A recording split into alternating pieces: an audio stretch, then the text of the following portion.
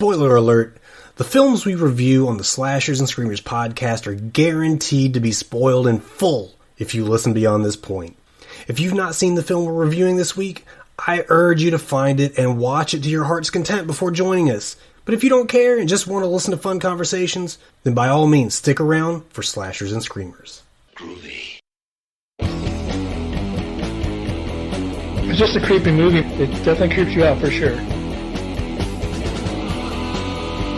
Somebody has to be perfect, so it might as well be me. Talk about deja vu. You live to tell the tale.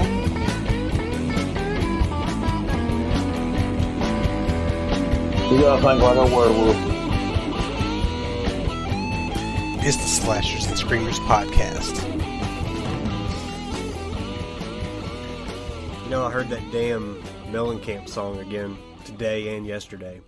Jack and Diane? No, the Christmas one that I didn't know was a Christmas song until it hit the chorus. I had to Google it. Turns out the damn thing was released in '87. And here I am talking like it's new. New to you? It's new to me. It's, I saw Mama kissing Santa Claus.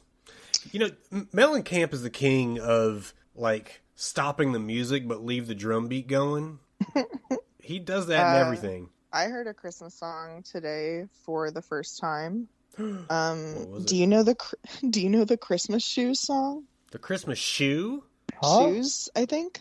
Christmas shoes? No. Okay, nor did I.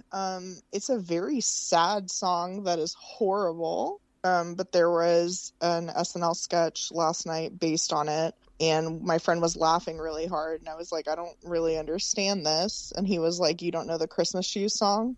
And I did not, so I listened to it.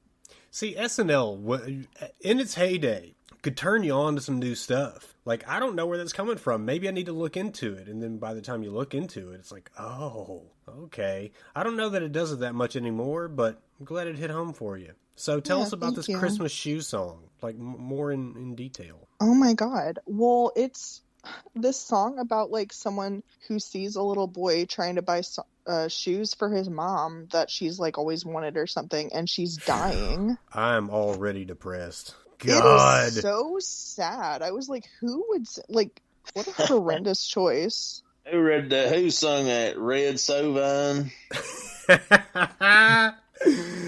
God, I don't know that Rick nor Casey, will know the name Red Sovine. Correct. I do not. I have no clue. Red Sovine. Hang on, James. Pass me the glow sticks. Rick, he's making fun of you for liking your, what'd you call it, trance music? Yeah, trance music, don't hate. Trance music. Trance music. I got is a mission. A transmission. Yeah, and it's on its way out too. Rick, it's okay, man. Everybody likes trance music every now and then. I couldn't pick it out of a lineup, but I assume it's something like Darude Sandstorm. Yeah, in a way. Yeah, that's close enough. Yeah. Do you know Red Sovine's real name? Please tell me. Woodrow Wilson Sovine. Okay, well, I guess he was named after the famous actor. So, Red Sovine had a lot of songs. I guess they were trucking songs, you know, because that's a whole brotherhood in itself. You know, the on-the-road trucker. A lot of miles, a lot of missing home, a lot of missing holidays. And Red Sovine had some of the most depressing songs ever put on vinyl. Were they good or just sad? No, they were just sad as hell. Yeah, they were. Okay, well, ask James if they were good. He'll say yeah. Ask me if they were good. No, but I think we both shared the depression that comes listening to them. So the Christmas Shoes, I guess, fits in that same mold. Because just your explanation got me. Too sad. A little kid trying to buy some shoes, and I'm like, okay, I gotta check out. Well, James, before you have a Christmas coronary, I know you've been walking around all week with some kind of Triscuits or Chex Mix or Tidbit story. What was it? Tidbits. Yeah. I don't know what that means. Aren't they a snack? Tidbits are not a snack. What the fuck is a tidbit then? I thought they were snacks. Tidbit is like a piece of information. A tidbit is a cheesy cracker snack. Almost like a Cheez-It, but it's shaped different. Rick, It's kind you're of a long. cheesy Smoking cracker. weed, dude. I'm gonna look this up. You're wrong. It's like a long. A tidbit, according to dictionary.com, a small piece of tasty food, a small and particularly interesting item of gossip or information. Which one do you think Things we're talking can about, mean Rick? other things. All right, here you go. Talking about information. We're definitely talking about a snack story that James was wanting to get out last week, but we couldn't because we had to go to bed since we started so late. Puppy chow isn't necessarily dog food. Is it not? No, Ew. you know, like puppy chow, like it's like Chex Mix, but there's like chocolate and powdered sugar on it. You know what I'm talking about? Is that what? Okay. I didn't know that that's what that was called. Is that a Wisconsin thing, or does everybody call it that? I don't know. I call it puppy chow. Bill, But you were actually eating dog food in Memphis, Rick. share this with the group, Bill. I'm so damn. probably was. Thank it. Well, James is mad, so he shared something with me, and I got to share it with the group. Word. As if this isn't going to take forever. It's not It's a even cheese- opening, James. It's a cheese tidbit. Okay. I see a what you cheese mean about it tidbit. looking like a Cheez-It, but long. Yeah. Yeah, they can Google on their own. The hell with these two people. Okay. Well, obviously Rick can't because he's like, it's us information. So what happened with you and these cheese crackers? Yes, James? we're dying to know, James. Well, I was sitting there. 95% of his stories start out this way. I don't know what I was doing. I might have been playing G.I. Joes on the floor or something. And my Uncle Mitch, he was in the kitchen. He was back in. We didn't have but one phone in the house. How old are you when this takes place? Yeah, let's date the story. I don't know, Is this Well- last week? 12 or 13. Okay, cool. Thank you. And no, hell, I might have been 8 or 9. I don't know, I wasn't very old. Anyway, I was playing with my G.I. Joes. My Uncle Mitch, he was talking on the phone like he always did when he got off work because he was a young lad back then. He liked to talk on the phone. And they used to get tidbits. Well, unbeknown to my Uncle Mitch. Do you say unstbeknown? Yeah. They Okay. cleaning out the litter box and putting them in the tidbit boxes. So he grabbed the tidbit box, went rifling through there, and pulled out old cat turd and gnawed down on it, thought it was a tidbit. He was talking on the telephone. What you guys as listeners don't know is that we can see Billy, and we just saw him mute his mic and go into hysterics. Uns to be known to Mitch. He's chewing on cat shit. God! Spit it out. Kinda- And I looked over and I said, what's wrong with you? He said, cat shit. Well, why is there cat shit in a box of anything? How's it get in a box? They've been cleaning the litter. Like, you know, you scoop the litter box out and clean it out. And so you use just an empty box. They were putting it. I didn't. They did. Gotcha. And they were putting it beside the garbage can. I guess to throw away later. And of course, Mitch regularly picks up things that are next to the garbage can. He says, well, Well, I I mean, better we eat kinda- this before it gets thrown out. We kind of stored things, you know, in the floor there next to the telephone. It was in a little kind of the cabinet, and then, you know, between the refrigerator there was a space. That's Yeah, where there's the trash can went, and It seems like a dangerous predicament, the phone was hanging right there too. naturally. And the phone had a big old long cord on it, and he would stand in the kitchen and eat tidbits or any other kind of snack and talk on the telephone to his damn band buddies. This before internet, you get on a computer and talk to people, stuff like that. The spiral cable telephone. God, Rick, It doesn't Didn't you appear have they some make kind of- these anymore.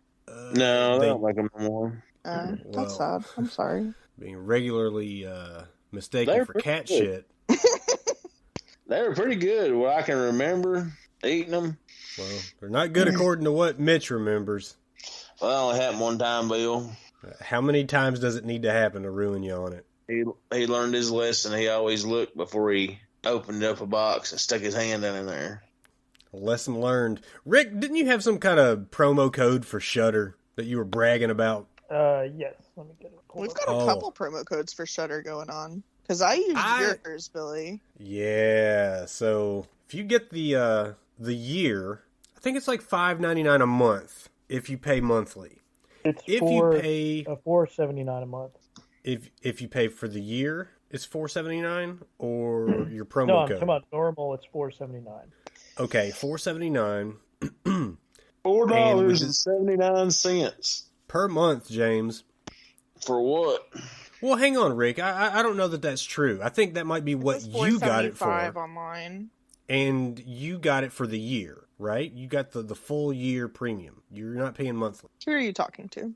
I'm talking to you, Casey. Oh, I did the thing you did where you pay for a year all at once, but I just Googled how much does Shudder cost, and it says that on a monthly basis it's $4.75 a month. Okay, so that's cool. Okay, so $4.75 a month, and then if you pay for it by the year, you get a certain amount, to knock off the entire price. Well, with this promo code, it was like, what, 30% off? It was less. I'm not a math gal, but I think it ended up being like $45 for the year. Yeah. Do they have like hooker rates? You've only watched for an hour or two? James. Like hotels, some hotels you go to, you can get... No, tell us about them, James. You can get, whatchamacallit rates. Okay. Girls of the night. Or men of the night, because... Children of the corn rates. Because you're only going to be there for so long, Oh, my God. Well, yes, I like to sleep. I like to sleep the rest of the time. I'm getting my money's worth. You're annoying. Yeah, like a 3 or 4 hour nap, Bill. Well. Oh, shit. Billy, what was the code that you gave me? Okay, the one I gave you, I believe it was Shudder Gift. That's SHUDDERGIFT. And that knocked 30% off of a full year purchase, not a monthly purchase. Gutter gift. It ended up being like 40 something bucks. Pretty damn good for a full year. 20% off any gutters, free of charge. And if you don't want to go that route, because we understand, some people, times are hard for some people, so they can't afford that. You can type in Scary Holiday. That's capital SCARY, Scary Holiday, HOLIDAY, one word, all caps, and you get 2 months for just 99 cents a month. And that's a pretty good damn deal, because Shudder has some really cool and good shit on there. Yeah, I still haven't gotten through everything that I want to get through as far as just browsing, adding to my lists. I had to, I guess I had to cut it short a little bit after my slasher genre because I added too many. But, yeah, I'm absolutely loving it. I'm a new customer, so I know Rick's been bitching about it forever that we don't have it. So at least 3 of the 4 have it. Do all 4 of us have it now? Oh. James is about to get it, so it's all good. We can knock them watch parties out finally. Yeah, the good thing about Shudder is there's no ads whatsoever, so it doesn't matter what you watch. Shout out to Rick, who ruined our last watch party with ads. Y'all, so serious note, we have been, James, picking up listeners across the globe, and it's pretty fun to know that we're reaching places with our voices that we may never reach with our feet. So, big hello. Hang on, you can tell me after, James. A big hello to the people who've given us a shot from Hanoi, Vietnam, Doha, Qatar, North Rhine, Germany, Rio de Janeiro, Brazil, East Java, Indonesia, Catalonia, Spain, Amsterdam, Flanders, Belgium, New South Wales, Australia, multiple regions in India thanks to the GeoSavan app, our neighbors to the north, Canada, and of course, right here in the good old US of A. But how crazy is it that folks in these great places are giving us time out of their day to be as obnoxious as we are? That's pretty wild. Shout out to our listeners everywhere. Yeah, that's pretty cool. And those are just the places we've reached in the last 30 days. I mean, we've been doing this podcast for a few months now. Since May, I think. May or April. I'll tell you something really scary. Tell me. So, only said the word shutter one time, and I actually said gutter. But as I'm scrolling through Facebook, I see a ad for Shutter. So that only means one thing, Bill. Have I used any? I don't think I've used any hashtags for Shutter when I've tagged you in anything. The man is watching me, Bill. It's probably all because of this podcast. It's probably because you know too much about Bigfoot. Well, that's besides the point. I think that's exactly the point. I think it's quite related. If you hadn't been delving into Bigfoot stuff all this time. Extremely publicly, by the way. We're reaching all over the globe. You just heard me say where we're reaching. I'll not be silent, Bill. You better be careful, James. Fucking Interpol will come knock at your door. It's like my boy Steve said, you got to tell the truth, Bill. He's the one that said that. Okay. I was wondering who that came from. There's people that's got to be heard, Bill. And you're one of them. Me and Steve has to lead the charge, we will. And who is Steve, James? He's the guy on howtohunt.com. Let me get this right, Bill. Please do.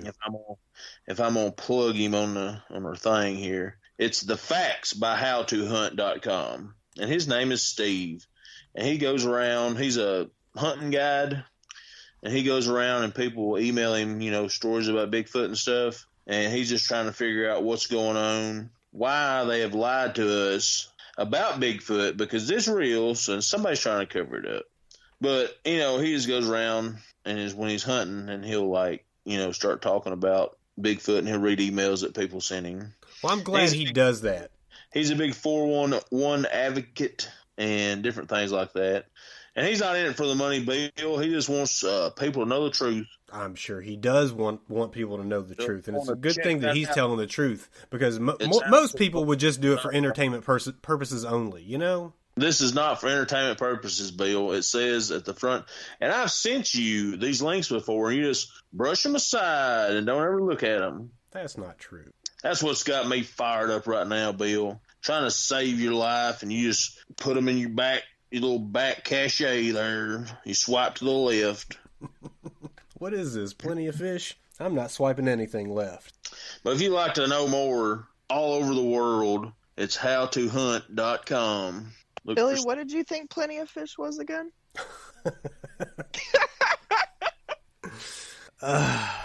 James, should I even tell this? I'm so damn fired up, Bill, I can't stand it. And the video peppers got me going. I love this story, though. Please tell it. So, James, a long time ago, I don't know how long ago this was, maybe 5 years or so. Should I tell it, James? I don't care, yeah. Okay, I'm not trying to put your beeswax out there. So, James had a date. Well, yeah. So, James had a date with a girl.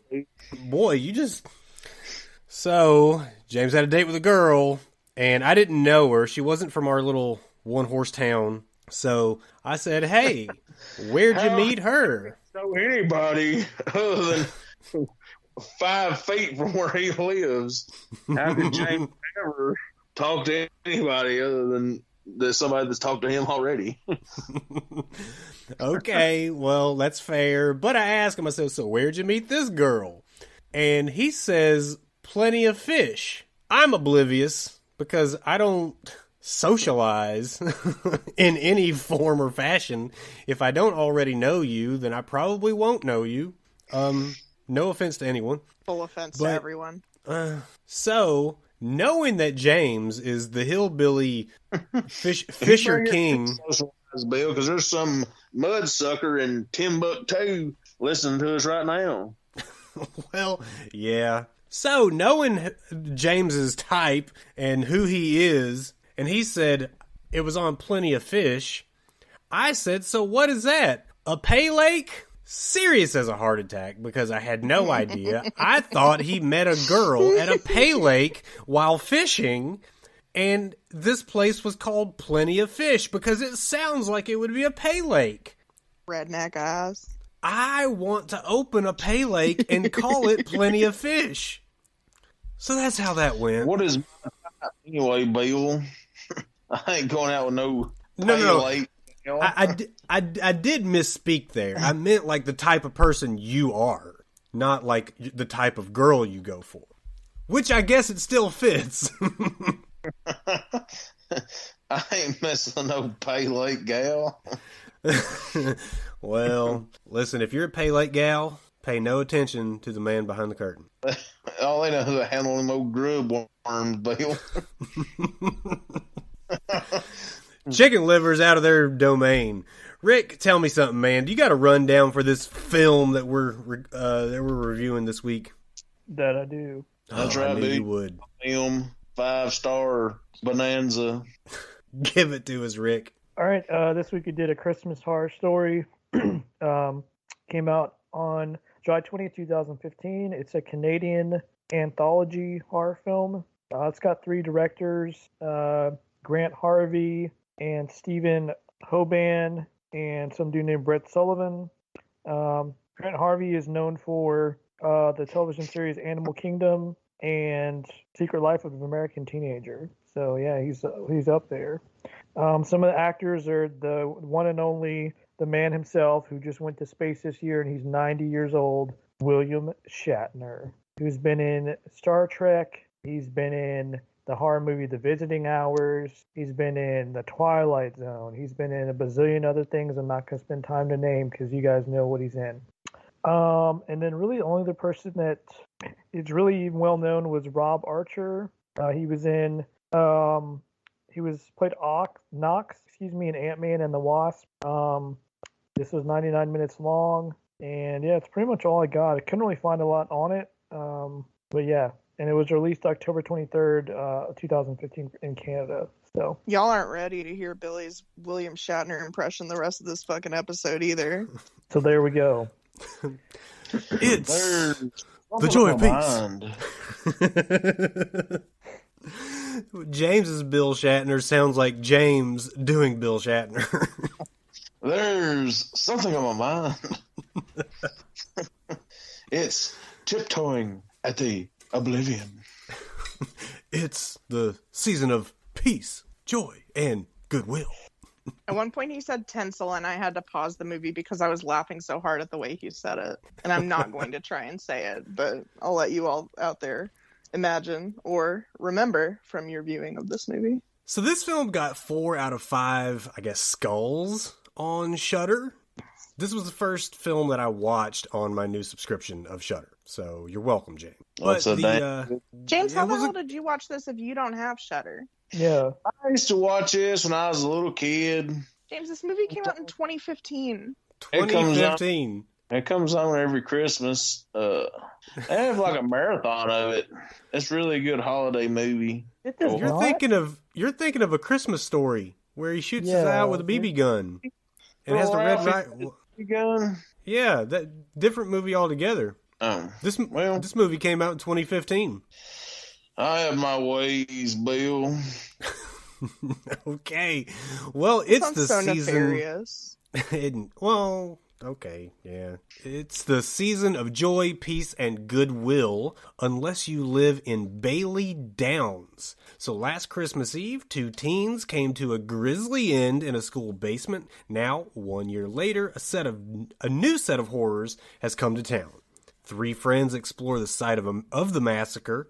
A malevolent spirit is determined to keep them there forever. And when a local family seeks reconciliation with an estranged aunt for the wrong reasons, they finally find themselves running in terror from Krampus, the demonic anti-Santa Claus. So not even St. Nick is immune to the terror as he fights back against a horde of zombie elves. This is destined to be a holiday no one will ever forget. I got that straight from Shudder. Fun fact, this film takes place in the fictional town of Bailey Downs, like Billy said.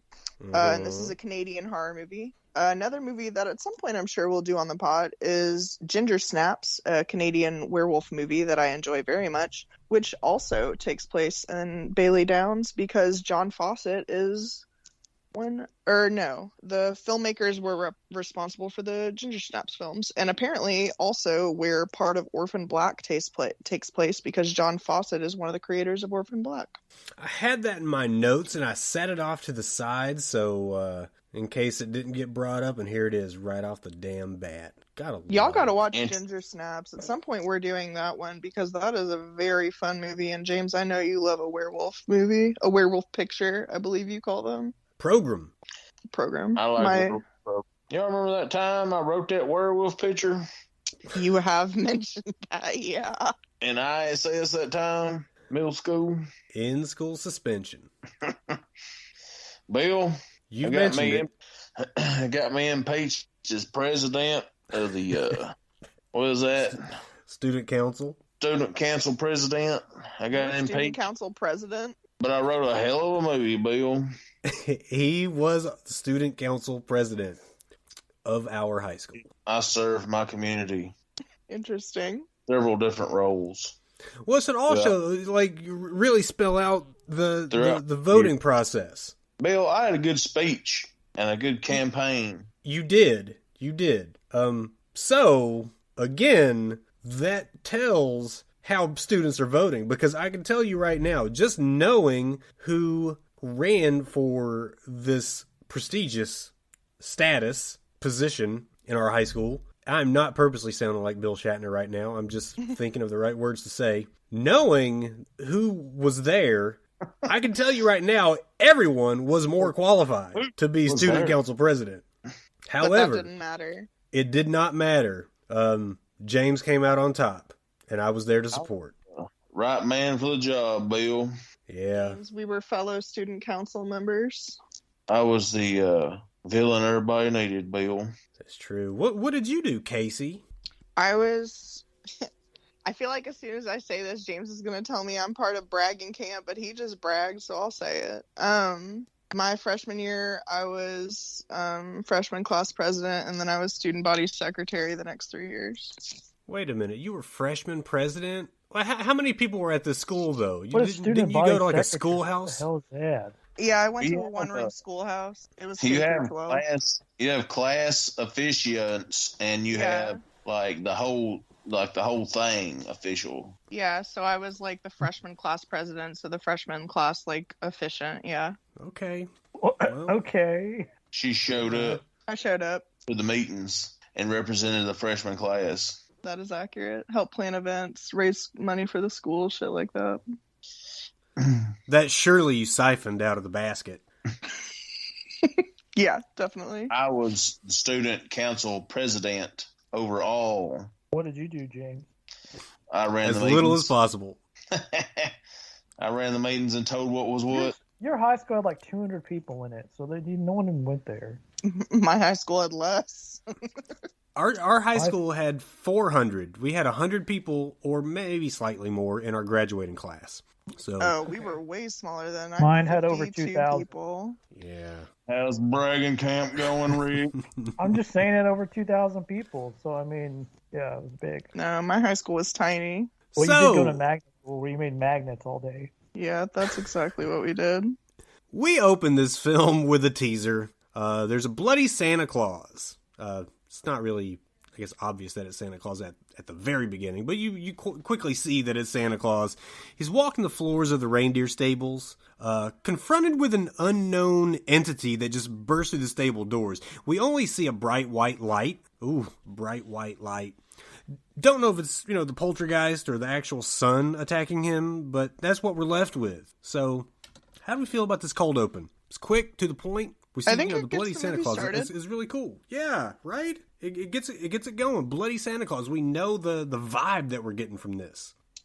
Definitely. Who else likes the Mexican pizza from Taco Bell? No, Nobody see, James, anymore. It's gone. It's returning. Yeah, they're bringing it back. Yeah, good. How did this not get covered in the opening segment, James? I don't know. We We had had plenty of time.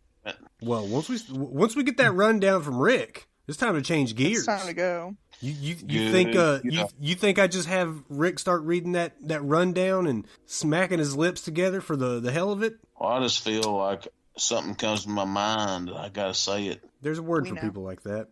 What is it? I don't know it. I'll tell you later. But I was down with the opening to this film. It's a dark side to Santa. Not saying he's malicious or anything, but you don't think of Santa fighting to the death with anyone or anything. Almost likened it to Abraham Lincoln Vampire Hunter. Beloved figure with an untold story of hands getting dirty. Any of you guys ever see that one? I have not. No. James. I know you have, being a fellow president. I seen it, Bill, but I don't want to go off track here. Oh, boy. Oh, boy. That's a good film. It was a pretty good film. Pretty good program. So there's not, a lot of trivia found. What you brought up, Casey, about ginger snaps was about as interesting a take as I saw on the IMDb page. Yeah, me too. And I do agree we need to check out ginger snaps eventually. But a Christmas horror story is presented in kind of a vignette style, I guess it's called, like a few mini stories shot separately, but, spoiler alert, they all come together eventually. I like this type of film, honestly.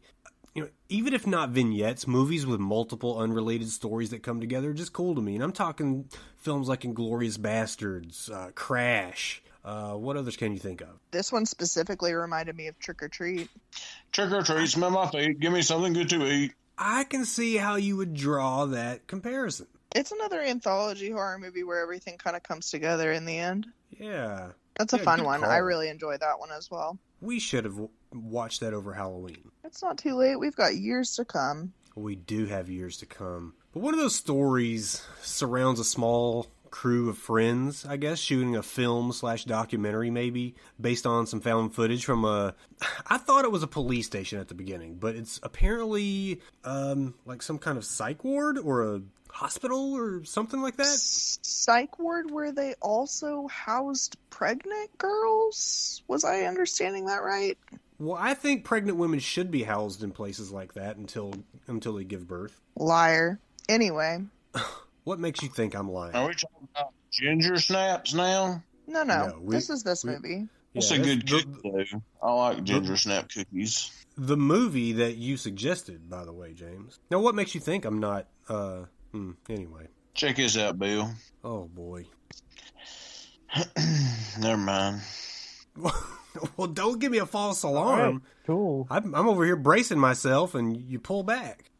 Bacon is better than that chick who said she would die for you. Bacon actually died for you. Bacon's love is real. Who the hell's Bacon? Kevin. Like, he's alive and well. Bacon?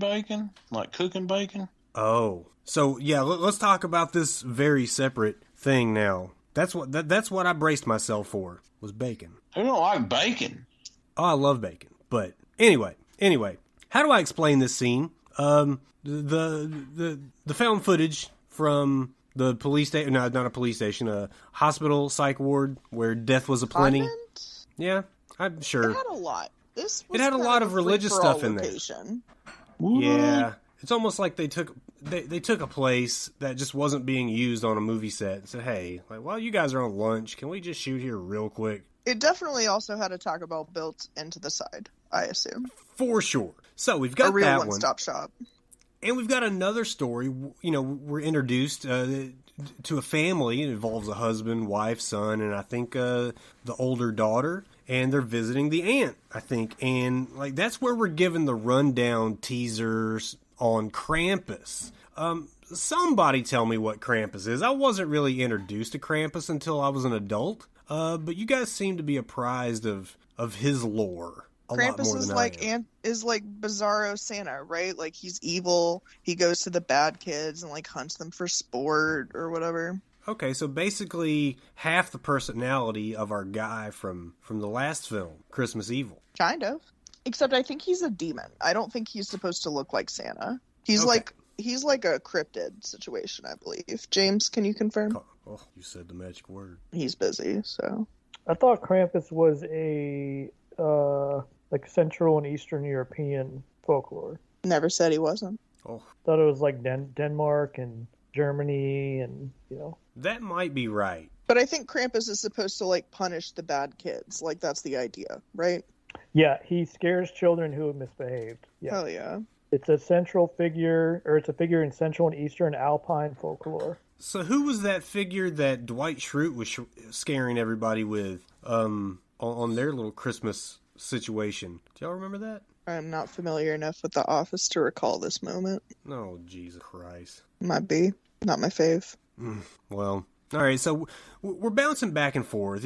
Again, we've got the story going on in I'll just call it the ward. We've got the family visiting the aunt, and we're back to Santa and the elves, and it's a fucking madhouse. Like, I really think all elves should be like the one who caught the stab wound. Like, even with the slightest inconvenience, he's like, I said I don't want a goddamn cookie. Which, weird.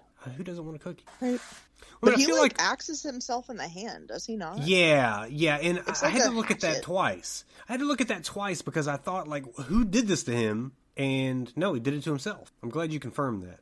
But I feel like the introductions to all these stories they come pretty rapid fire.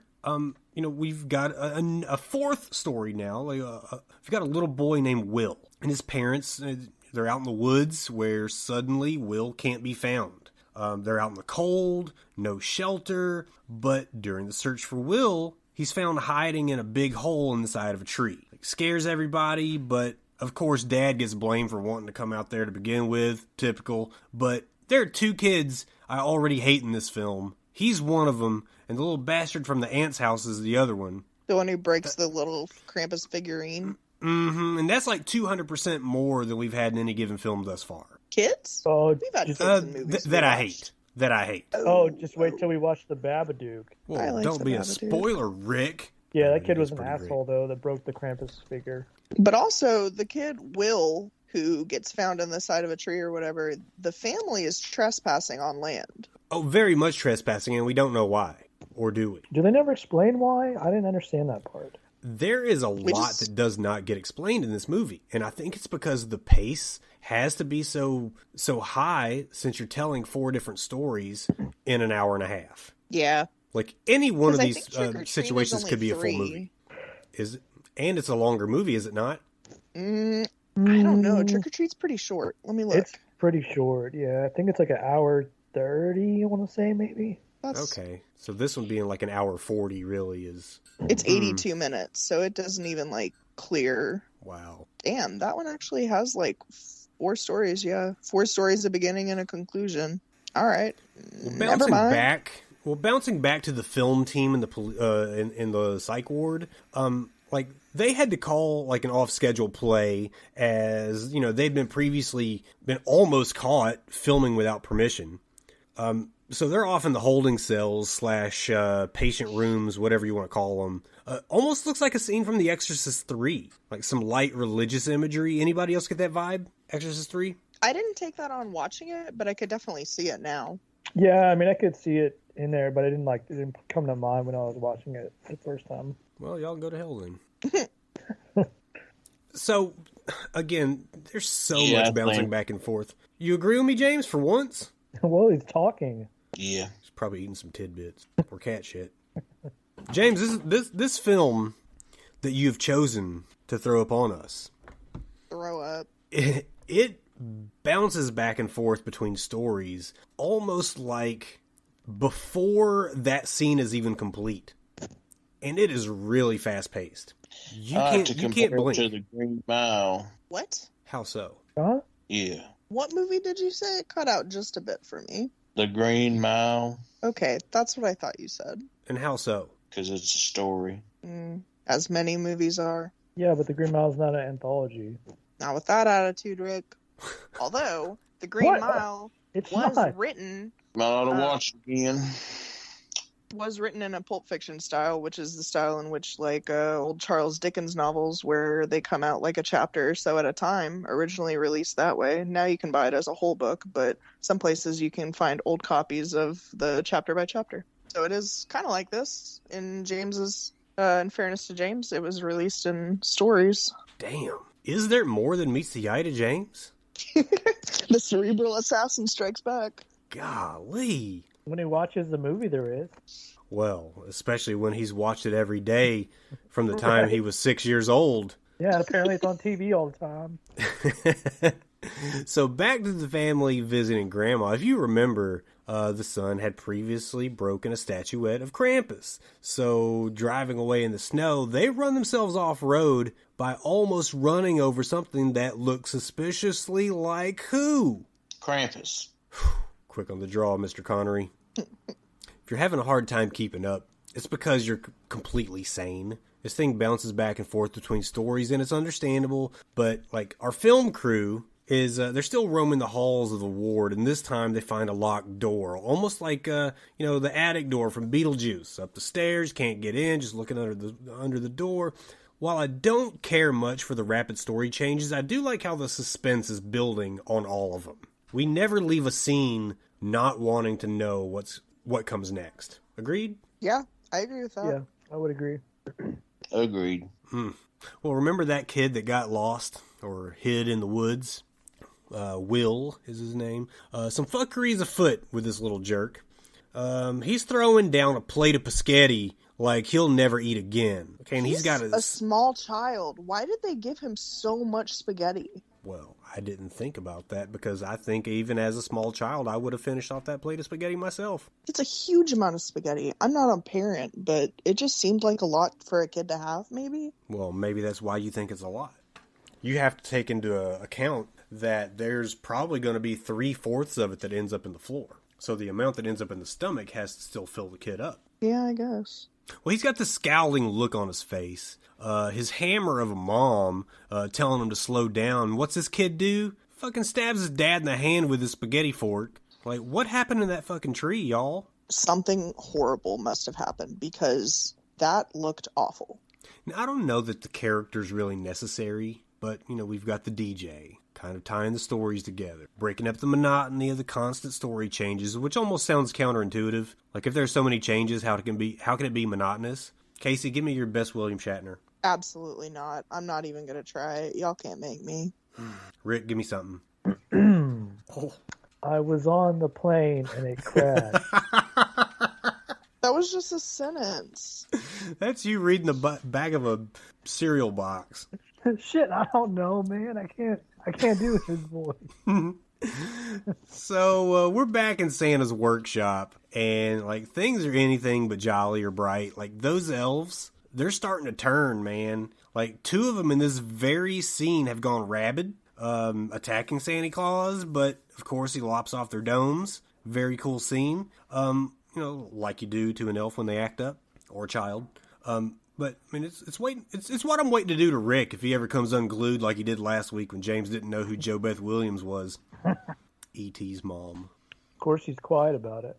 Well, jumping to the film crew in the ward, things have been teased. Like you swear you saw a woman, but when they shine the light on her, it's a mannequin. Like this time around, though, we got a very real attack, and we don't really know if this is a possession or a physical attack or what. But like one of our crew is on the floor, convulsing before we break away again. Like what's this film crew getting into? I feel like this is a possession. At this point, we know, but at this point we do not know, but we will eventually. Yes, no, on the possession. Yes. I guess just me and you, Billy. I'm just interested in hearing y'all's opinions. James, are you even alive out there? Hello? Well, it breaks away. It breaks away too quickly. So, I don't want to say too quickly. I guess they do it on purpose so that you don't know yet what's going on. But I could see possession. I could see physical attack. Because if you look at all these stories, it's like they take elements from existing stories and just come up with their own scenarios. We've got a zombie outbreak and these elves. We've got a possession type of situation with the film crew. We've got like it's like Insidious or something with the Will kid. We don't know that yet, but it's like they take these very different types of movies, horror films, and throw them all into this, and obviously the creature feature as well with Krampus. So that's just where my question comes from. It is kind of a little bit of everything. I see what you mean with the possession thing, though. Yeah, but it made me think that there's got to be something more, because why would you have 2 possession legs of this anthology, right? Yeah, gotta break it up. There is a little bit of difference, though, but we know Will's hammer of a mom. When we jump to her, she's in the shower, and I've never been more upset at a shower curtain.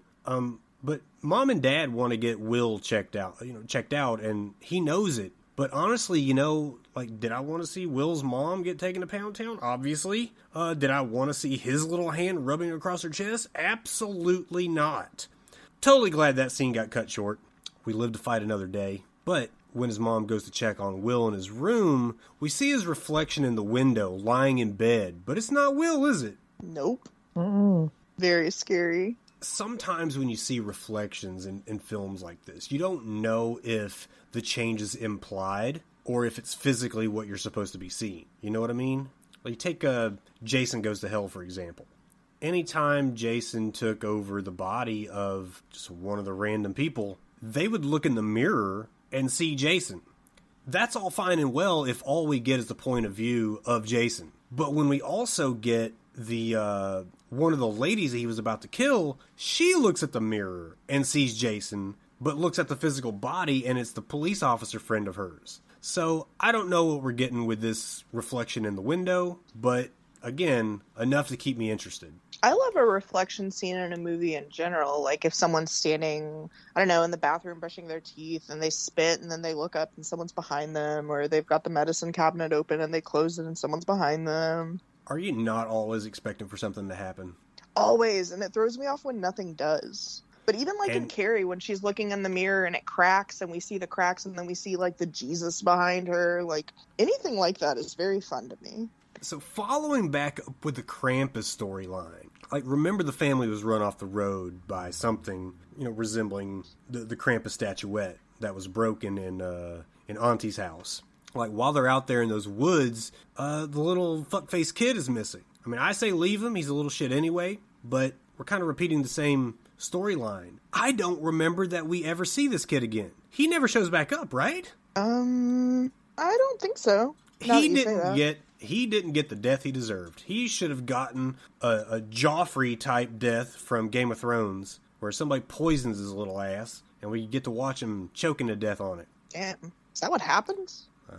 I'm not here to spoil movies, but I don't care. But yeah, it's been years since that aired, so. Well, yeah, he was so terrible. So. He was so terrible, tyrannical, and he did not get it bad enough. Like they were having some kind of festival or something. I don't know. He takes a drink of something and he starts choking. And I think it might have been either at the beginning of this. Maybe I don't even want to pretend to know when this happened in the season. I thought it was at the beginning, but it might not have been. But speaking of little shits, Santa's being attacked by his own. Sparkles, I think, is one of their names. One of his elves, corners Santa in the elevator, soon to be followed by a few others. But they get in the elevator. We don't see the carnage ensue, but once the elevator door opens, Santa's done. He's showed his ass. Like he's decapitated every one of these little fuckers and finishes off another one exiting the elevator. So like we've got a good old fashioned zombie storyline here. Yeah, these little elf zombies are something to be reckoned with, but Santa doesn't give a fuck. No, and this is very possibly my favorite of the storylines, the Santa versus elves storyline. This was my favorite also. You know I don't really get down with the supernatural, so, the psych ward thing, not really doing it for me. The possessed kid, not so much. The Krampus thing was fine. I like a good creature feature as well, not as much as James maybe, but the Santa versus elves thing is definitely my favorite part. I feel like I would watch a feature-length film with only that. I like that one the best. I do think the scariest was the possessed kid. I could see that being the scariest because I remember watching Insidious when it came out in theaters, which is totally not a thing that I would normally do. Like, possession movies don't, demons do nothing for me. I was going to say, did you like that one? I did like the first one enough. I like that movie. The first part of it, though, when they're kind of surrounding the kid's bed, and you see that red-faced demon. Yeah. That got me. That got me pretty good. But there are a few moments in that movie that get me pretty good. Who was the mom in that one? That wasn't Vera Farmiga. That was Rose Byrne, I think. Yeah, right? Rose Byrne. But it was the same dad, right? Yeah, it's Patrick Wilson in both. God, he's in every fucking possession movie. He needs to stop that shit. Yeah, and he was in Phantom of the Opera. Totally related. Definitely related. So the Will storyline. What'd you say? He's in all the Conjurings, isn't he? And he's in all the Conjurings. So, like, enough. fucking enough. So we agree the Will storyline is a possession. Yeah, that's what I think. So Dad's becoming really aggressive. Mom is shielding him. Way aggressive. Yeah, way aggressive. And of course, I mean, he's been stabbed in the hand by a pescetti fork. So whatever, But there's clearly something different about this kid. Yeah. And I'd even be if he's scared. got issues, I don't know that, like, Dad bucking up to him like he wants to beat his ass is, healthy, but, I mean, again, I understand. But Mom is shielding him. Something's wrong and somebody knows something. The mom gets a phone call while Dad's at the bar. And the caller alludes to the boy not being their son and that they need to bring him back to the grove where he got lost. The caller Why? being the owner of the land they trespassed on. The owner of the land, exactly. So why? Because he's still lost. This is where the Insidious vibes come in, but also the movie Us. Yeah. Got a I haven't lot of seen that. that. You said you have not seen that? Yeah. Well, It's you like need to see it. It's got a similar vibe to this story. I see where Billy's saying that for sure. Yeah, you might not think so from the trailer. Well, no, I think in the trailer you see that there are doubles of the characters. And that's... Yeah, and I'm maybe just giving I'm stuff from the trailer here. Because I right. didn't see the Yeah, trailer for that I'm one. not thinking too far into, or I think I'm thinking too far into the explanation, trying not to spoil something that was already spoiled by the trailer. So yeah, Yeah. So I definitely got vibes from Us as well. So again, the film crew storyline, second possession. We still don't see the difference in the two possessions. We will though, because the girl, I think her name was Molly. She seems to be taken by a very horny spirit. She's dragging one of her friends into one of the cells or the rooms to give him some helmet that he turns down. Like, first of all, who turns down Satanic Head? Not this guy. Not this guy. Look, I think I'd have to. Nobody's forcing you to have to, Casey. No, I think I'd have to turn it down. No. I think you say you would, but that temptation... Listen, Eve couldn't turn down an apple, okay? You're not turning down... Never mind. Rick, you turning down Satanic Head? Sorry, Mama. I mean, yeah, probably. Wife's Billy, in you the might room, be running solo on this one. Nah, Rick's wife's in the room. I know it. Rick doesn't want That's to why- disappoint my mom either. How to disappoint your mom? What? Because Mom's listening. Oh, But we're James? already on good terms because of the Texas Ranger. Oh, yeah, that's true. You don't even like the Rangers anymore? Or do you just have Yeah. a soft spot? Well, you know what? She didn't know that till just now, so... Well, I'm Thanks. snitching. James, what say you? No. So... No, you're turning it down? man, Or... 2 words. Okay, well, I'm on my own then, like always. No. Okay. As you could guess, that's where we leave it. He turns down the helmet, and that's where we jump back to Will. While the mom dismissed the caller from before, she's still wary enough to run a Google search on the lore of the situation. She's got enough to worry her. It might be a little bit too late for Dad, because he comes back home from the bar, and he's feeling bad about how he's spoken to his son. So he's standing outside the kid's room, giving the old, dad to son talk to his son who's asleep, sort of. Which moments later we see the little fucker crawling across the ceiling, unst be known to his father. Oh my Yeah. god. Well, unst be known to his father, who's about to meet his ancestors. Okay, mom finds him, but it's too late. Did anybody look at the information on the screen when the mom was looking into it? I saw some words. I didn't stop it to read it. What did she learn in this Google search? Or do we know? I don't remember what was on the screen. Casey, it seems like something you'd do. Notice what was on the screen? Yeah. Normally, probably, tragically, I don't think I caught this part. I may have been looking down. Well, goddamn. James? Either way. Are oh, you not going to he- ask James? He watches Well, this movie every day. Well, he has ever since he was 6. He wrote the damn script. I don't know. Cannon fodder. Probably is cannon fodder. Probably just filler words. They probably didn't even formulate sentences. It's a kidnapping, like, cut and paste magazine letter. So the Krampus family, they found some shelter inside a not- church. No, hold on. What? The Krampus family sounds like a mother, father, and baby Krampus. Well, they're about to become part of him. But they found some shelter inside a church.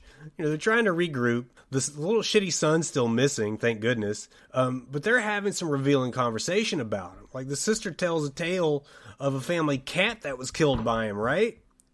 Yeah, while he smiled. I thought about Rick when I heard that. Me too. And then I suddenly wish they had shown the cat being killed. No, Rick is sensitive soul. He is. And, like, he was already upset about the dog, but I know he's got a cat that crawls all over him all the time. I can see its asshole on the camera every few minutes. Hey, I fucking love my cat, man. I know you do, Ricky. Shout out to Rick's cat. I can't say shit. I had a cat named Dorothy Gale. I love that name. I do, too. Shout out to my cat, Luna. I know you're listening. James used to have a giant cat, a giant barn cat. Cool, James. Thanks for letting us know about your cat, man. I think he picked this movie. He ain't saying nothing. I had a cat one time. What was its name? It didn't have a name. It didn't have a name. I don't think it did. We had a cat for a while named Garage Cat. We also have cats now named Black Cat and Striped Cat. Big Kitty. But we called it something else, didn't we, James? Jetty Cat. The Jetty Cat. Because James had a movie poster on his wall. And it was for Return of the Jedi. But myself, not being apprised of the Star Wars world, I guess, universe, I did not know it was pronounced Jedi. And because this cat was so large, I figured whatever the return of was had to be something pretty badass. So I assumed that word was jetty. So I called it the Jetty Cat. And forevermore, that's what we called this cat. And it was just an old barn cat that sometimes came in the house. I'm glad you remember that, James. It died of a snake bite. Oh, that's so sad. I did. R.I.P. to the Jetty Cat. That thing was around forever, and it was fucking huge. You could take down eagles. But anyway, this is where Krampus comes in, right? When the family's in the church. When his family's in the church. The fellow Krampuses. The sequel will be Meet the Krampuses. So he's supposed to stalk little boys and girls who are like the worst of the bad, right? So that makes sense that he would be stalking this family. Because this little... yeah, I mean, especially this fucking kid. The one that's already gone, which, whatever. I don't know why he's still stalking the family. I thought he only went after the kids, but I guess it can't just stop at that. You know, he does some Hellraiser shit and launches a chain around the dad's neck, drags his ass out of the church, leaving the ladies, which doesn't last long either, because, you know, Krampus takes the mom out too. He's a hideous creature, James. I know you had to like this scene. I do like creatures. You're nothing if not succinct. But I like the way this creature looks.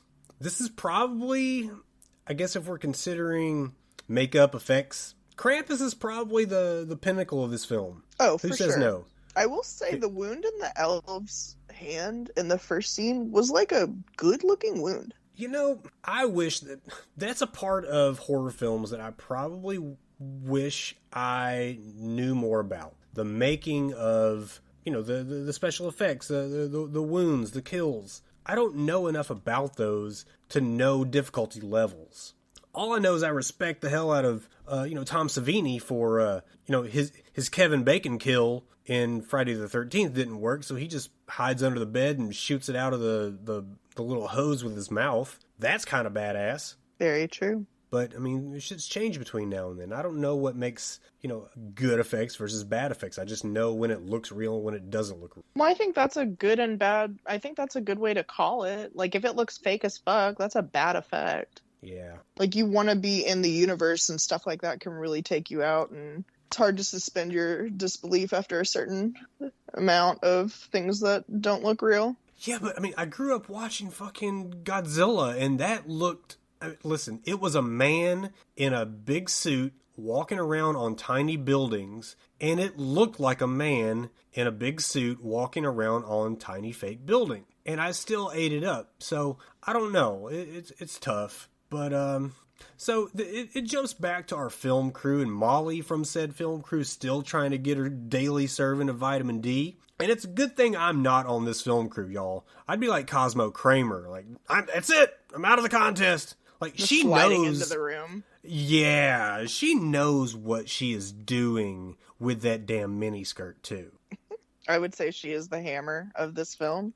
She is most certainly the hammer, and it is. She's most certainly the hammer, and a close second is Will's mom. But this Will's mom is really pretty. Yeah. Rick, you disagree? Probably thinks Krampus is the hammer. No, I agree. I agree. JB, who besides William Shatner is the hammer in this film? Yes. James, we cannot move forward until we get your hammer pick. It's hammer time. The girl on the film crew. Golly. This was her first movie, by the way. She was I hope it's not her last. It's not. She's been in a couple other things as well.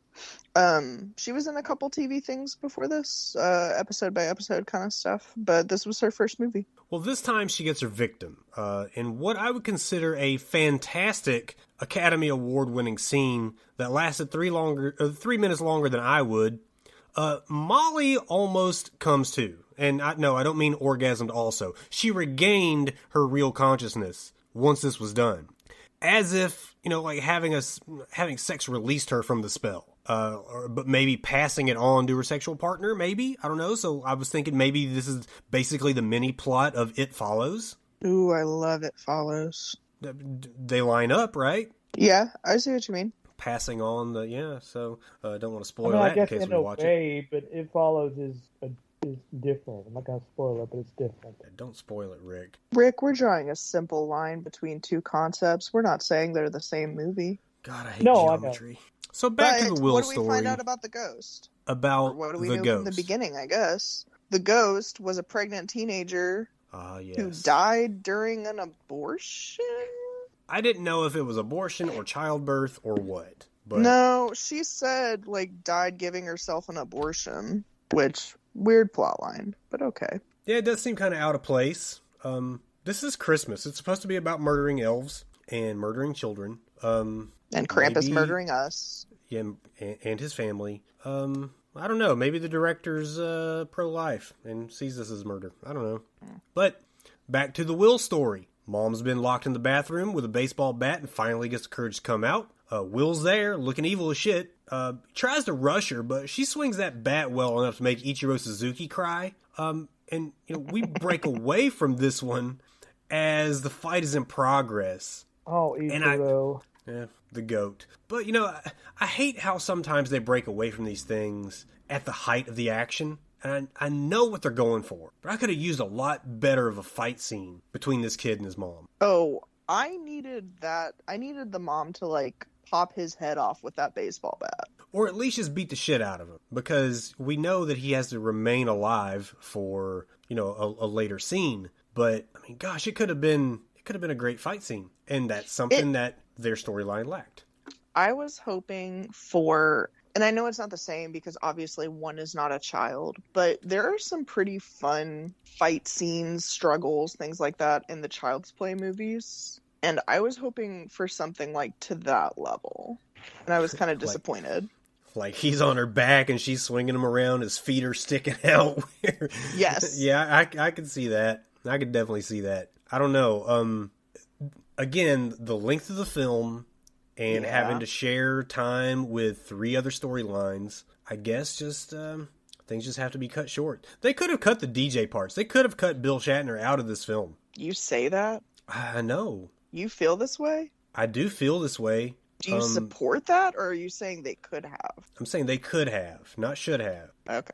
If they wanted to give a little bit more time to the stories, they could have, cut a little bit from the DJ, or just used his voice as a narrator or something. But I guess if you got Bill Shatner, you don't use his voice only. You use him. But I don't know. He definitely makes the movie notable. Yeah. Again, it quickly breaks away from the mom and Will to Santa in the workshop with the zombie elves. They've got, they got their own fight going on. They got, the elves have strength in numbers. But fuck, man, Santa's a man among men. He's got some stature to him. He's a big dude. He's not just a jolly guy. No, he's a big mofo. And this Santa versus elf storyline, again, my favorite of them all. And much like the Will versus Mom scene, it breaks away pretty quickly as well. And it breaks back to Will's mom. And that's what drives me crazy. Why not just extend this scene and let it flow? But Yeah, let it play out. But we see that Will's mom has escaped the home. She's trudging her way through the woods. She's there to meet the guy who called her about Will, the owner of the land. And this is a pretty creepy scene. Like, I know we see some scary outlines in the brush. The mom brings the creature who attacked her in the house, not her son apparently. But he's then released from the bag by the man in the woods. So, of course we know this can't end cleanly. Mom wants to shoot the creature. The man doesn't want that. So she ends up shooting him in essence. But Mom has her own little, almost like a Ripley and Alien type thing. The close-up of the face. And she simply asks for her son back from the little creature. So, like, what's he do? He walks into that big hole in the tree, and then out walks Will, intact. Feels way too simple. But yeah, again, like, how is she just going to literally ask him, and he's going to be like, okay, like, what? Yeah, this was disappointing, and there was very little done with the owner of the land. He just shows up to get shot, and that's it. But in this story, this style of storytelling, maybe it has to be that way. I guess it just that was just disappointing to me, honestly. This movie could have gone for like another half hour, and I think we would have gotten a lot more out of that half hour. Yeah, I wonder if there's a director's cut out there. Between 3 directors, there better be a fucking director's cut. Or 3. Each director gets their own cut. Yeah, but we're back to the ward with the film crew, and everybody's becoming possessed, I guess. Molly's probably pregnant in record time. I think it was the position they used in the chair. It's like maximum... Billy. Yeah. The boys just don't have far to swim. It's science. So what's happened to Molly here? The guy who knocked her up's nailed up on the wall and she just walks off unscathed? Like, make that make sense for me. The ghost kills him, though, right? Like the ghost that was possessing Molly or whatever? Yeah, I think so. Like, I was under the impression that the ghost escaped her vagina and swam into his penis and now has him. But no, it's an external force. I don't know. I want it to make sense, but I just can't make sense of it. I can't connect all the dots. It's kind of a complicated way to end that one. Yeah, maybe left to our own interpretation. But let's talk about a crazy revelation. Like, in the Krampus storyline, the Krampus family, the sister is the lone survivor, it seems. She's Mark Wahlberg here. She's still got Krampus on her tail, though. Which, oddly for a mythical creature of such great power, it only really took a little stab and some fire to dispatch him. But while he's burning up, Krampus devolves to his human form. And who was he all along? The weird dude from Auntie's house. Yeah, that was a twist I wasn't ready for. But he was right there when that kid was being stupid. He was acting all obviously. Weird. Yeah. But it never occurred to me that Krampus was going to take human form at any time whatsoever. I didn't even think that he owned a human form, let alone somebody so close to that family. Yeah, I never thought that he'd be able to do that, honestly. So we've got the resolution to the Will storyline. Mom's got him back. Krampus is dead. Yeah, Krampus is dead in this one. Molly and the film crew, I guess that one's over. Molly walks away knocked up. So all that's left now is Santa versus the elves. Santa's faced with this impossible task as, I think it's his daughter, Marta Claus. Actual name, by the way. She's been infected with the same thing as the elves, I guess, and poor Santa's got to put her down. So if this storyline had been the whole film, I feel like this would have been a sad scene to watch, but they had to speed through it. Yeah, it didn't give us a lot of time to mourn. No, and he moved on pretty quick himself, but, we end up back where we started, in the stables. We see what carried the bright light at the beginning of the film. It's Krampus himself, somehow back intact. They have a nice little fight. Or was it Krampus? In a twist I could not see coming, Santa Claus is a shopping mall Santa who, in his mind, was defending his workshop from hordes of zombie elves and Krampus, but in reality, he was in a shopping mall, murdering just killing innocent people. Definitely didn't see it coming. Did y'all? No. James, in your thousands of viewings of this film, at any point in time during the first one, did you see that this was going to happen? Gets me every time. James, it's a twist from hell, man. It's right up there with the I See Dead People and the Statue of Liberty and Planet of the Apes. And modern day, like The Village. And The Village. This one kind of made me think of High Tension for obvious reason. Oh, that they're like hallucinating that something completely different is happening. Yeah. So, I mean, he's seeing flashes of reality, but ultimately remains in the confines of his own mind. He takes one last attempt at killing Krampus, who was really just a mall employee named Norman. Was the employee named Norman, or was Santa named Norman? I thought Santa was named Norman. Yeah, that's it. I'll go with that. I don't know what the mall guy's name was. I didn't catch that. Well, Santa stopped by police bullets, ending his life trying to save Christmas. Roll credits. The good news is that was just a mall Santa, and the real Santa is alive and well.